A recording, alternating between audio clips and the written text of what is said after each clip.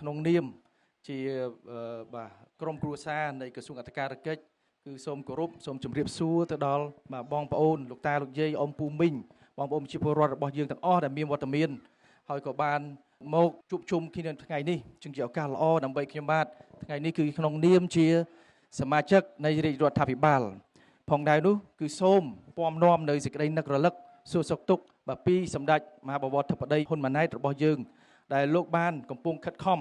បាទដឹកនាំធ្វើយ៉ាងណានោះគឺយើងអាចរក្សានៅជំហរដ៏ម៉ឺងម៉ាត់របស់កម្ពុជារបស់យើងគឺជឿជាក់ទៅលើការដឹកនាំ